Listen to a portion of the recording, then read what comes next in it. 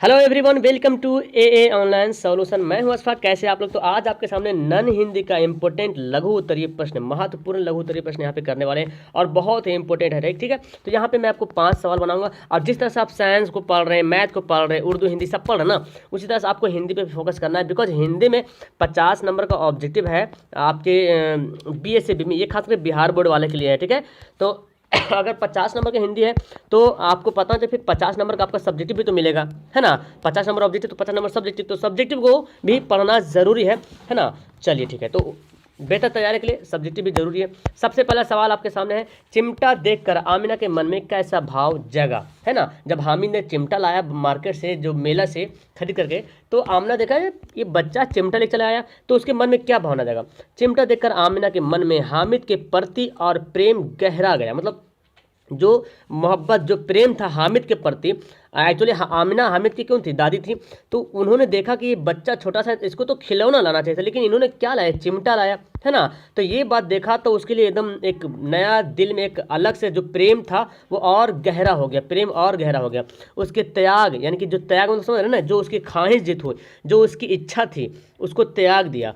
त्याग, सद्भाव और विवेक से वह गदगद हो गई। मतलब बहुत खुश हुई आमना कि ये तो मेरा, मतलब जो बच्चा है हामिद ने अपने मन की जो ख्वाहिश थी, जो इच्छा थी इसके मन की, उन्होंने क्या किया, इस अपनी इच्छा को त्याग दिया। खिलौना ना खरीदा, है ना, बल्कि उन्होंने क्या खरीदा, चिमटा खरीदा। क्योंकि दादी को हाथ जल रही थी रोटी पकाने में, है ना, तो उन्होंने सोचा कि दादी का हाथ कैसे जलेगा, तो इसलिए चिमटा ले लिया ताकि वो ना जले हाथ। तो ये सब बातें सोची और मतलब आमिना के मन में एक अलग सा प्रेम, एक और प्रेम जो था वो और प्रेम जो है गहरा हो गया। ये सब बातें आप लिखेंगे अपने शब्द में तो ज़्यादा बेहतर होगा।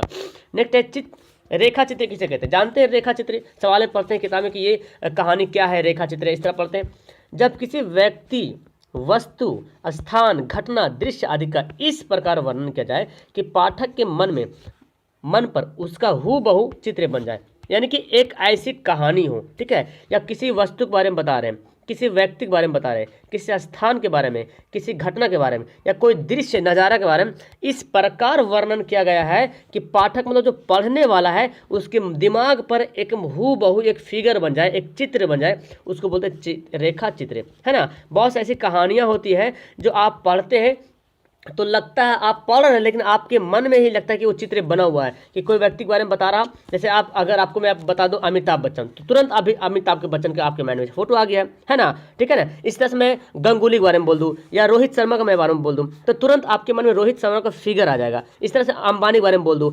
नरेंद्र सिंह मोदी के बारे में बोल दूं, महात्मा गांधी जी के बारे में बोलूँ, तो जैसे ही मैं बोला, नाम लिया महात्मा गांधी, तुरंत माइंड में फिगर अपने आप आ गया। ठीक है, तो एक ऐसा वर्णन करना किसी व्यक्ति के बारे में या वस्तु के बारे में कर दो, या स्थान के बारे में आपको कर देता हूँ, जैसे कि दिल्ली का लाल किला, सबके दिमाग में दिल्ली का लाल किला आ गया तुरंत, है ना। तो किसी भी चीज़ का एक अच्छे तरीके से कोई दृश्य का वर्णन किया जाए और उस वर्णन करने के बाद जो पाठक जो पढ़ता है उसके मन में हूबहू तस्वीर जो है छप जाए, चित्र बन जाए, उसको क्या बोलेंगे, रेखा चित्र बोलेंगे। ओके, समझ में आ गया रेखा चित्र किसे कहते हैं। अगला सवाल देखो, अगला सवाल बड़ा इंटरेस्टेड है कि हुंडरू का झरना कैसे बना, है ना। हुंडरू का जो झरना देखते हैं, जो झारखंड में है, छोटा नागपुर में, जानते हैं, तो हुंडरू का झरना कैसे बना।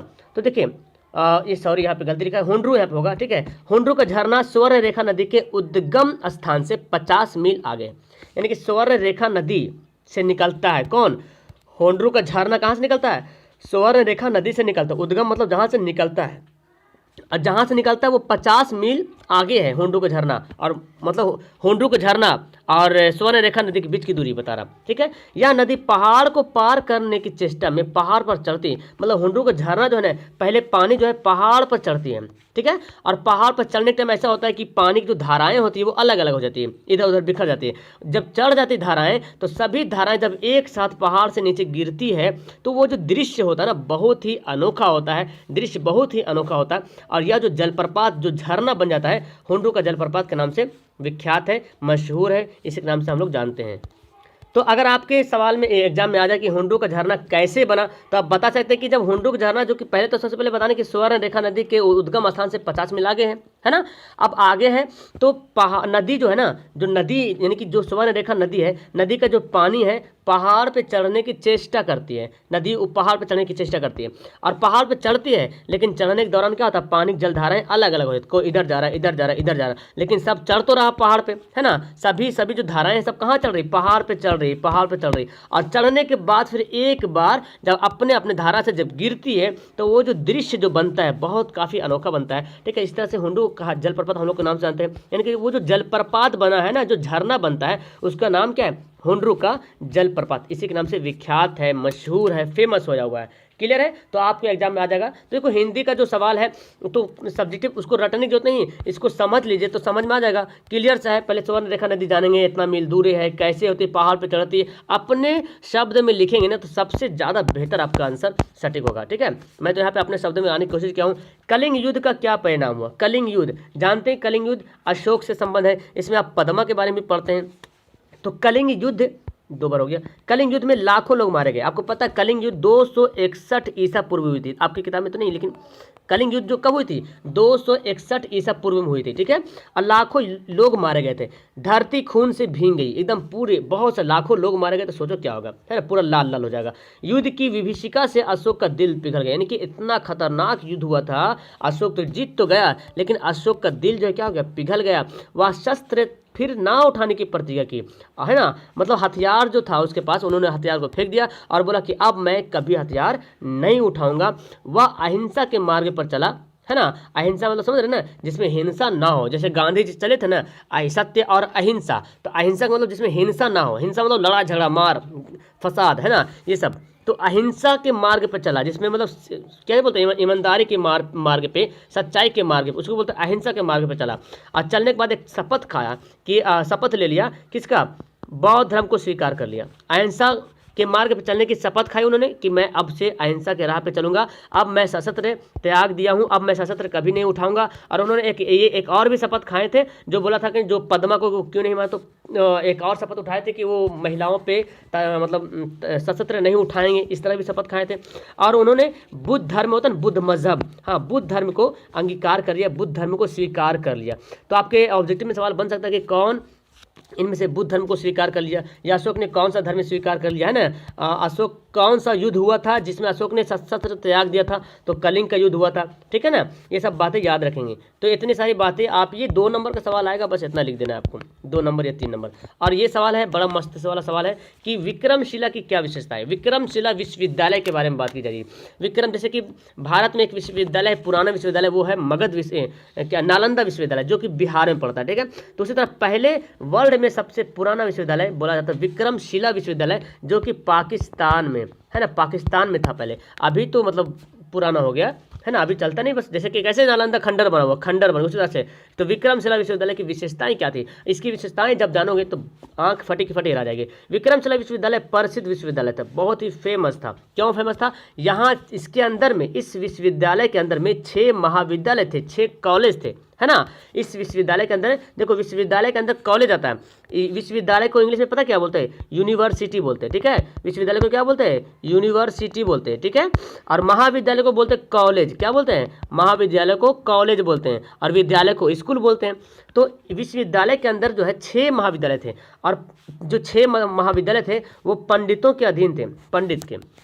यहाँ समृद्ध पुस्तकालय था, बहुत बड़ा एक पुस्तकालय था, लाइब्रेरी था। यहाँ देखो आप क्या क्या चीज़ की पढ़ाई होती थी, यहाँ ये जानो, इतने सारे सब्जेक्ट है। तंत्र विद्या के अतिरिक्त, तंत्र मंत्र तो सिखावे करता था, उसके अतिरिक्त व्याकरण की पढ़ाई, न्याय जिसको हम लोग लॉ बोलते हैं, कानून बोलते हैं ना, ये पहले ही विक्रमशिला विश्वविद्यालय आज से कितना साल पुराना है, पहले ही कानून वगैरह सिखाया जाता था। सृष्टि विज्ञान लीजिए, विज्ञान सृष्टि मतलब कैसे सब सृष्टि हुआ, ये सब कैसे बना, ये सब। शब्द विद्या, शिल्प विद्या, सांख्य, वैशेषिक, आध्यात्मिक विद्या, है ना, मतलब समझ रहे हैं, आध्यात्मिक विद्या मतलब अपने मन की, जो मन माइंड पे कंट्रोल रहने वाला जो होता है, आध्यात्मिक विद्या। विज्ञान जो भी हम लोग पढ़ते हैं, विज्ञान ये पहले ही पढ़ा जा चुका है, ठीक है। जादू भी सिखाया जाता था वहाँ, चमत्कार विद्या भी पढ़ाई की होती थी। देखो इतने सारे सब्जेक्ट की पढ़ाई होती थी वहाँ, इसके आदि और भी होगा, है ना।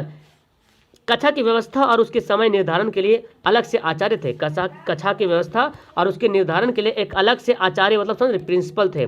और अध्यापक का माध्यम संस्कृत, यानी जो पढ़ाते थे ना वो किस भाषा में पढ़ाते थे, संस्कृति में भाषा, संस्कृत भाषा में, ठीक है, याद रखेंगे। तो संस्कृत भाषा में पढ़ाई होती थी विक्रमशिला विश्वविद्यालय। ऐसे पुराने जो भी सारे विश्वविद्यालय हैं, जैसे मगध विश्वविद्यालय और बहुत सारे, तो लगभग देखा जाए तो सब में संस्कृत की पढ़ाई की जाती थी, ठीक है। तो यहाँ पे आपका 5 जो है सब्जेक्टिव क्वेश्चन कंप्लीट हो गया। इन सभी सवाल को आप याद कर लीजिए, मैं इसका पीडीएफ भेज दूंगा, ठीक है। इसको आप स्क्रीनशॉट ले लीजिए, कॉपी में लिख लीजिए, अगर याद है तो ठीक है, नहीं याद है तो कॉपी में जरूर लिखिए, उसको याद कीजिए, ठीक है। वीडियो अच्छी लगी तो नेक्स्ट टाइम फिर से आपसे मिलते हैं इसी टाइम। Okay, bye.